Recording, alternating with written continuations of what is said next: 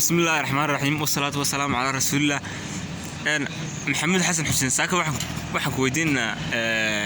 maxaad ka aaminsan tahay culimada ahlu sunna wal jamaa? ahlu sunna wal jamaa waxa ka aaminsanahay bismillaahir rahmaanir rahiim assalaamu alaykum waxa ka aaminsanahay ragaas rag wanaagsan oo tusbax roga oo qadriyo ma laga raadan waa aqoon dheeraad u mali ya kawde laakiin idinkan waa ku kula maalinta faraxsan yahay ayaba Soomaaliya haddana aragno ogaan ragaas raf fiican ma noqonayaan way ay xaqada al-shabaabta iyo taxiyaadka iyo maxayga iyo imsa isbeeyim waxa soo dhan wax shaqeynaya ma ila boqolaf ku ka hadlayaan qarba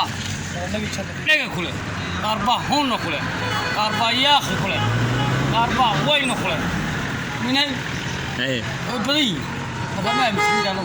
ما مسي كويدا مسنت هذو أنا وأنا مسنهاي هذا شو وقتي عادي السالمة